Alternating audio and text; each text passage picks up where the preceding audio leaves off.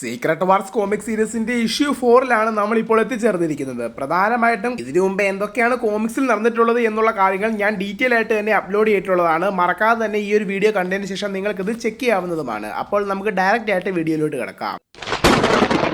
വലിയൊരു തന്ത്രോടുകൂടി താനോസിനെ അറ്റാക്ക് ചെയ്തുകൊണ്ടിരിക്കുന്ന തോർ കോപ്സിനെ കാണിച്ചുകൊണ്ട് തന്നെയാണ് ഈ ഒരു ഇഷ്യൂ ആരംഭിക്കുന്നത്. പ്രോക്സിമ മിഡ്നൈറ്റും കോർവസ് ഗ്ലേവും രണ്ട് തോറിനോട് ഒരേ സമയം നിന്ന് ഫൈറ്റ് ചെയ്യുന്ന താനോസിനോട് ചേർന്ന് മറ്റുള്ളവരെ അറ്റാക്ക് ചെയ്യുമ്പോൾ തന്റെ ട്രൈഡന്റ് ഉപയോഗിച്ചുകൊണ്ട് നെമോറും തോറിനോട് ഫൈറ്റ് ചെയ്തുകൊണ്ടിരിക്കുകയാണ്. എന്നാൽ ഈ ഒരു ഫൈറ്റിൽ ഉൾപ്പെടാതെ മേക്കറും മാക്സിമസും ഒരു ഫോഴ്സ് ഫീൽഡ് ഉണ്ടാക്കി അതിനുള്ളിൽ സേഫായി മാറിയിരിക്കുമ്പോൾ തന്നെ അവരെ അറ്റാക്ക് ചെയ്യാൻ വരുന്ന തോറിനെ ബ്ലാക്ക് സ്വാൻ തന്റെ പവർ ഉപയോഗിച്ച് കീഴ്പ്പെടുത്തുന്നു. തോർ ആർമി വളരെയധികം പവർഫുൾ ആണ് എന്നതുകൊണ്ട് തന്നെ തങ്ങളുടെ എന്റെ സ്ട്രെങ്ത് ഉപയോഗിച്ചുകൊണ്ട് തന്നെയാണ് കബാൾ ടീം അംഗങ്ങൾ ഫൈറ്റ് ചെയ്തുകൊണ്ടിരിക്കുന്നത്. ഇതേ സമയം ഷെറീഫ് സ്ട്രേഞ്ചിന്റെ സാങ്ക്ടം സാങ്ക്ടോറമായിട്ടുള്ള അയൽ ഓഫ് അഗമോട്ടോയിൽ എങ്ങനെയാണ് ഡൂം തന്റെ പവേഴ്സ് ഉപയോഗിച്ചുകൊണ്ട് ഈ ഒരു ബാറ്റിൽ വേൾഡിനെ ഡെവലപ്പ് ചെയ്തിട്ടുള്ളത് എന്നുള്ള കാര്യം കൃത്യമായിട്ട് പറഞ്ഞു കൊടുത്തുകൊണ്ടിരിക്കുകയാണ്. തുടർന്ന് ക്യാപ്റ്റൻ മാർവൽ ഇവിടെ നടക്കുന്ന കാര്യങ്ങൾ ഒട്ടും തന്നെ വിശ്വസിക്കുവാൻ സാധിക്കുന്നില്ല. എന്നാലും സ്ട്രേഞ്ച് എങ്ങനെയാണ് ഇതെല്ലാം സംഭവിച്ചതെന്ന് റീഡ് റിച്ചാർഡ്സൺ ചോദിക്കുന്നു. ഇതിന് മറുപടിയായി സ്ട്രേഞ്ച്, റീഡ് നീ അത് പറഞ്ഞിരുന്നില്ലേ മൾട്ടിവേഴ്സിൽ സംഭവിച്ചിരുന്ന ഇൻകേഷൻ ഇവന്റിന് പിന്നിൽ ആരെങ്കിലും ഒക്കെ ഉണ്ടായിരിക്കുമെന്ന്? ആ ഒരു ഗസ്സിംഗ് സത്യം തന്നെയായിരുന്നു. അവരായിരുന്നു ബിയോണ്ടേഴ്സ്, മൾട്ടിവേഴ്സിലെ തന്നെ ഏറ്റവും കൂടുതൽ സ്ട്രോങ്ങസ്റ്റ് ബീയിങ്സ്. അവർ തന്നെയായിരുന്നു മൾട്ടിവേഴ്സിന്റെ നാശത്തിനായി ഇൻകേഷൻ ഇവന്റിനെ ട്രിഗർ ചെയ്തിരുന്നത്. അവരെ എതിർത്തിരുന്ന മൾട്ടിവേഴ്സിൽ അവഞ്ചേഴ്സ് ഉൾപ്പെടെയുള്ള ടീം തോറ്റുപോയി. അവർ അജയരായിരുന്നു. അവരെ തോൽപ്പിക്കുവാൻ ആർക്കും സാധിച്ചിരുന്നില്ല. എന്നാൽ ഞങ്ങൾ അവരെ തോൽപ്പിച്ചു. ഞങ്ങൾ 3 പേർ ചേർന്ന്.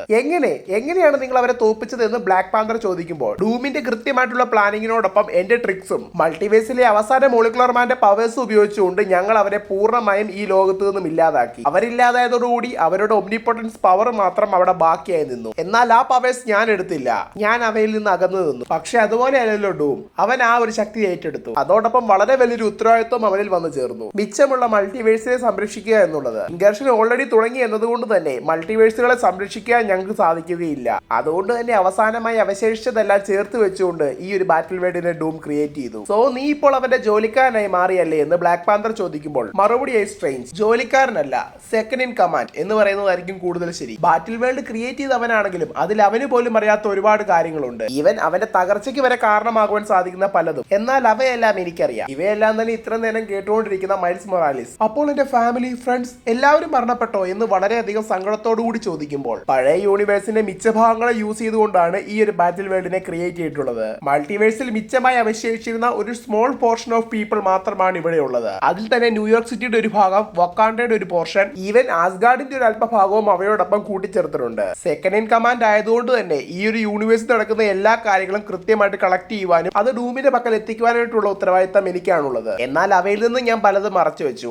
അതിലൊന്നായിരുന്നു എനിക്ക് ലഭിച്ചിട്ടുണ്ടായിരുന്ന ഈ ഒരു മൾട്ടിവേഴ്സൽ ഡ്രാഫ്റ്റ്. പെട്ടെന്ന് തന്നെ അവർക്കരികിൽ നിന്നിരുന്ന യങ് തോറിന്റെ മിയോളിയർ ഗ്ലോ ആവുകയും എവിടെയോ ഉള്ള തോർ കോപ്സിന് ഇപ്പോൾ തന്റെ സഹായം ആവശ്യമാണെന്ന് തിരിച്ചറിയുന്ന സ്ട്രേഞ്ച് മറ്റുള്ളവരോടൊപ്പം അവിടേക്ക് പോകുവാനായി തയ്യാറാകുന്നു. ഇതേ സമയം തന്നെ തോർ കോപ്സും താനോസിന്റെ കബാൾ ടീമും തമ്മിലുള്ള ഫൈറ്റ് വളരെയധികം ശക്തമായി നടന്നുകൊണ്ടിരിക്കുമ്പോൾ തന്നെ അതിലൊരു തോർ വേരിയന്റ് സഹായത്തിനായി ഡോക്ടർ ഡൂമിനെ സമീപിക്കുകയാണ്. കാസിൽ ഓഫ് ഡൂമിൽ തന്റെ വേൾഡ് ട്രീയുടെ ട്രോണിൽ ഇരിക്കുന്നതായിട്ടുള്ള ഡോക്ടർ ഡൂമിന് മുമ്പിൽ എത്തുന്ന തോർ വേരിയന്റിന്റെ ആസ്ട്രൽ ഫോം ഡൂമിനോടായി അവിടെ നടന്നുകൊണ്ടിരിക്കുന്ന കാര്യങ്ങളെല്ലാം തന്നെ കൃത്യമായിട്ട് എക്സ്പ്ലെയിൻ ചെയ്യുന്നു. ഓൾ ഫാദർ, യുദ്ധം വളരെ ശക്തമായ രീതിയിലാണ് മുന്നോട്ട് പോയിക്കൊണ്ടിരിക്കുന്നത്. അപ്പർ ഹാൻഡ് നമ്മുടെ ഗ്രൂപ്പിന് തന്നെയാണ് ഉള്ളത്. എന്നാൽ ഈ യുദ്ധത്തിൽ ഒരുപാട് പേർ മരണപ്പെടുന്നതായിരിക്കും. അങ്ങോ അല്ലെങ്കിൽ സ്ട്രേഞ്ചോ യുദ്ധത്തിന് ഇറങ്ങുകയാണെങ്കിൽ മാത്രമേ ഈ യുദ്ധത്തിൽ ഇത്ര വലിയ നാശം സംഭവിക്കാതിരിക്കത്തുള്ളൂ. അങ്ങാൽ ക്രിയേറ്റ് ആയിട്ടിരിക്കുന്ന ഈ ഭൂതലം ഇപ്പോൾ നാശത്തിന്റെ വക്കിലാണ്. കരിമുണ്ടാകണമെന്ന് പറയുമ്പോൾ ഡോക്ടർ ഡൂം അവിടെ എന്തൊക്കെയാണ് നടക്കുന്നത് എന്ന് ഞാൻ കൃത്യമായിട്ട് മനസ്സിലാക്കിയിട്ട് തീരുമാനം പറയുകയുള്ളൂ എന്ന് പറയുകയും തുടർന്ന് വലേറയോട് ആ ഒരു ഫൈറ്റിന്റെ ഫുൾ എൻറ്റയർ കാര്യങ്ങളും കൃത്യമായിട്ട് തന്നെ എക്സ്പ്ലെയിൻ ചെയ്യുവാൻ പറയുന്നു. തുടർന്ന് അവിടെ ഉണ്ടാകുന്ന ഒരു ഹോളോഗ്രാം മാജിക്കൽ ഇമേജിലൂടെ അവിടെ നടന്നുകൊണ്ടിരിക്കുന്ന ഫൈറ്റ് കൃത്യമായിട്ട് തന്നെ അവർ കാണുന്നു. ഇതെല്ലാം കണ്ടുകൊണ്ടിരിക്കുന്ന ഗോഡ് ഡൂം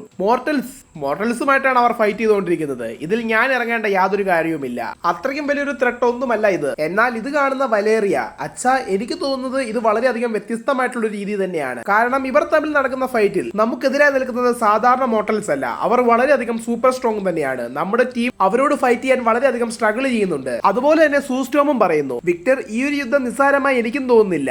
ഈവൻ എന്റെ പവർഫുൾ ആയിട്ടുള്ള ഫോഴ്സ് ഫീൽഡിന് പോലും തടഞ്ഞു നിർത്തുവാൻ സാധിക്കാത്ത തോറിന് മിയോളിയറിനെ വളരെ നിസ്സാരമായിട്ടാണ് അവർ നിർമ്മിച്ചിട്ടുള്ള പ്രൊട്ടക്റ്റീവ് ലെയർ തടയുന്നത് എന്ന് പറഞ്ഞ് വളരെയധികം ഷോക്ക് ആവുന്നു. ഇത് കേൾക്കുന്ന ഡോക്ടർ ഡൂം, നീ ഇത്രയധികം ഭയപ്പെടേണ്ട സൂസൻ, അങ്ങോട്ട് നോക്ക്, സ്റ്റീഫൻ ഓൾറെഡി എത്തിക്കഴിഞ്ഞിരിക്കുന്നു. ഇനി യുദ്ധം അവൻ നോക്കിക്കോളും എന്ന് പറയുമ്പോൾ നമ്മുടെ യൂണിവേഴ്സിൽ നിന്ന് സർവൈവ് ആയി വന്നിട്ടുണ്ടായിരുന്ന ഉണ്ടായിരുന്ന എല്ലാ സൂപ്പർ ഹീറോസുമായി ഡോക്ടർ സ്ട്രേഞ്ച് ഒരു പോർട്ടലിലൂടെ അവിടേക്ക് വളരെയധികം മാസ് ആയിട്ട് എൻ്റർ ആകുന്നു. അതുപോലെ സ്ട്രേഞ്ചിനോടൊപ്പം അവിടെ എത്തുന്ന റീഡ് റിച്ചാർഡ്സിനെ കാണുന്ന സൂസൻ എനിക്ക് എന്താണ് പറയേണ്ടതെന്ന് അറിയത്തില്ല, എങ്കിലും ആ വന്നിരിക്കുന്ന ആളിൽ എന്തോ ഡിഫറൻസ് ഉണ്ട്, സംതിങ് സ്പെഷ്യൽ എന്ന് പറയുമ്പോഴാണ് ഡോക്ടർ ഡൂം അവിടെ വന്ന് എത്തി നിൽക്കുന്ന റീഡ് റിച്ചാർഡ്സിനെ കാണുന്നത്. ഒന്ന് ഷോക്ക് ആകുന്നെങ്കിലും ഡൂം പറയുന്നു, ഈ ബാറ്റിൽ വേൾഡ് ക്രിയേറ്റ് ചെയ്തപ്പോൾ തൊട്ട് ഞാൻ കാത്തിരുന്നത് ഇവനെ കാണുവാനാണ്, ഇവനെ അല്ലെങ്കിൽ ഇവന്റെ മറ്റൊരു വെർഷനെ. അങ്ങനെ എന്റെ പ്രതികാരം നിറവേറ്റാമെന്ന് ഞാൻ കരുതി, എന്നാൽ ഇതുവരെ അവനെ കണ്ടെത്തുവാൻ സാധിച്ചിരുന്നില്ല. ഈ ബാറ്റിൽ വേൾഡ് പൂർണ്ണമായി ഞാൻ തപ്പി നടന്നെങ്കിലും ഒരു വെർഷനിലുമുള്ള റീഡിനെ ഞാൻ കണ്ടെത്തിയിരുന്നില്ല. ഇപ്പോൾ ഇത് അവൻ എന്റെ മുമ്പിൽ വന്നിരിക്കുന്നു, ഇപ്പോൾ എന്റെ പ്രതികാരത്തിന് സമയമായി എന്ന് പറയുന്ന ടൈമിൽ തന്നെ ഡോക്ടർ ഡൂം, സൂസൻ നീ പറഞ്ഞത് സത്യം തന്നെയാണ്, ഇപ്പോൾ എനിക്ക് യുദ്ധത്തിനുള്ള ടൈം ആയിരിക്കുന്നു, ചില പഴയ കണക്കുകൾ ചെയ്തു തീർക്കാനുണ്ടെന്ന് പറഞ്ഞുകൊണ്ട്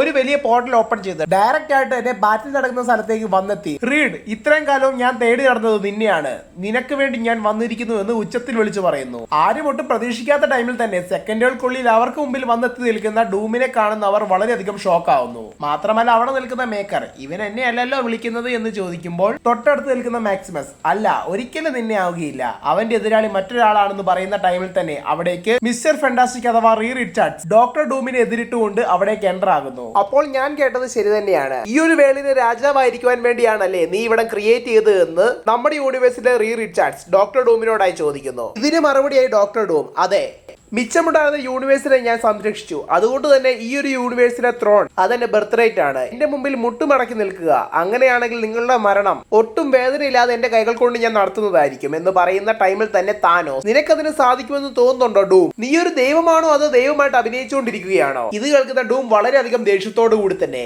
ഞാൻ ഈ ഒരു യൂണിവേഴ്സിൽ തന്നെ എംപറർ, ഇവിടുത്തെ രാജാവ്, രാജാതിരാജൻ, ഇവിടുത്തെ ദൈവം ഡോക്ടർ ഡൂം എന്ന് പറഞ്ഞുകൊണ്ട് തന്റെ ഉള്ളിൽ നിന്നും പവർ ഫയറായി എമിറ്റ് ചെയ്തുകൊണ്ട് അവിടെ മാകം കത്തിച്ച് നശിപ്പിക്കുന്നു. എന്നാൽ ഡൂമിനെ തന്നെ അത്ഭുതപ്പെടുത്തിക്കൊണ്ട് മറ്റൊരു ശക്തി ഡൂമിനെ അറ്റാക്ക് ചെയ്യുകയാണ്. അതെ, ഫീനിക്സിലാൽ എൻഹാൻസ്ഡ് ആയിട്ടുള്ള സൈക്ലോപ്സ്, ഈവൻ ഡൂമിന്റെ തന്നെ എന്റെ ആർമറിനെ ഉരുക്കി കളയുന്ന സൈക്ലോപ്സ്. ഡൂം, നീ മറന്നുപോയി, നിന്നിലുള്ള പോലെ തന്നെ ഒരു ദൈവിക ശക്തി തന്നെയാണ് എന്നിലുമുള്ളത്, എങ്കിലും നീ ഒരു സാധാരണ ഹ്യൂമൻ തന്നെയാണ്, എന്നാൽ ഞാനൊരു മ്യൂട്ടന്റ് ആണ്, മനുഷ്യനേക്കാൾ മുകളിൽ, ഞാനാണ് പ്രസന്റ്, ഞാനാണ് ഫ്യൂച്ചർ, നീ നിർമ്മിച്ച ഈ ഒരു വേൾഡ് മൊത്തം ഇനി എന്റേതാണെന്ന് പറഞ്ഞു തീരുകയും സൈക്ലോപ്സിന്റെ കഴുത്തിൽ കുത്തിപ്പിടിച്ച് ഡോക്ടർ ഡൂം എടുത്തുയർത്തി, എന്റെ ഉള്ളിൽ ദൈവിക ശക്തിയല്ല, ഞാൻ തന്നെയാണ് ദൈവം, നീ ഇപ്പോൾ പറഞ്ഞത് നിന്റെ സ്വപ്നങ്ങളിൽ മാത്രമേ നടക്കൂ എന്ന് പറയുന്ന ടൈമിൽ തന്നെ ഡോക്ടർ സ്ട്രേഞ്ച് പെട്ടെന്ന് അലേർട്ടായി ഡോക്ടർ ഡൂം സൈക്ലോപ്സിനെ കൊല്ലുന്ന ആ ഒരു ടൈമിൽ പെട്ടെന്ന് തന്നെ തനിക്ക് ചുറ്റുമുള്ള എല്ലാവരെയും ഒരു മില്ലി സെക്കൻഡ് കൊണ്ട് തന്നെ ബാറ്റിൽ വേൾഡിന്റെ പല സ്ഥലങ്ങളിലേക്കായി ടെലിപ്പോർട്ട് ചെയ്യിപ്പിക്കുന്നു. മരണപ്പെട്ട് കിടക്കുന്ന സൈക്ലോപ്സിനെ മറികടന്നുകൊണ്ട് ഡോക്ടർ ഡൂം ഡോക്ടർ സ്ട്രേഞ്ചിന്റെ അരികിലേക്കായി വരികയും, സ്റ്റീഫൻ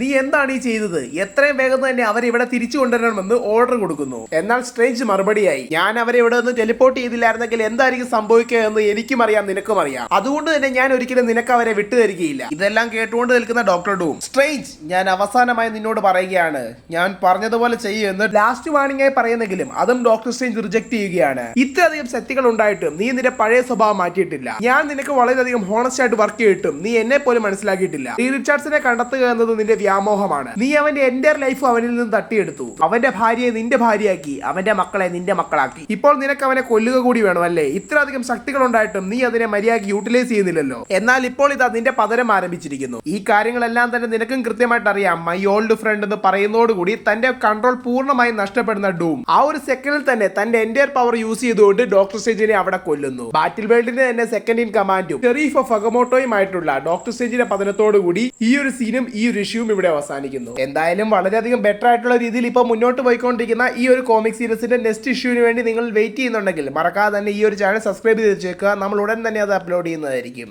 അതുപോലെ തന്നെ ഈ ഒരു വീഡിയോ പറ്റിയുള്ള നിങ്ങളുടെ അഭിപ്രായ നിർദ്ദേശങ്ങളും കൃത്യമായിട്ട് തന്നെ കമന്റ് ബോക്സിൽ രേഖപ്പെടുത്തുക. നിങ്ങൾ എന്റെ ഈ ചാനലിലെ വീഡിയോ ആദ്യമായിട്ടാണ് കാണുന്നതെങ്കിൽ എന്റെ ഈ ചാനൽ നിങ്ങൾ മറക്കാതെ തന്നെ ലൈക്ക് ചെയ്യുക, ഷെയർ ചെയ്യുക, സബ്സ്ക്രൈബ് ചെയ്യുക, കൂടാതെ എടുത്തുള്ള ബെൽ ബട്ടൺ എനേബിൾ ചെയ്യുക. ഞാൻ എപ്പോൾ പുതിയ വീഡിയോ ഇട്ടാലും നിങ്ങൾക്ക് അത് നോട്ടിഫിക്കേഷനായി വന്നു തരുന്നതായിരിക്കും. Thank you guys, and I am signing out from Comic mojo.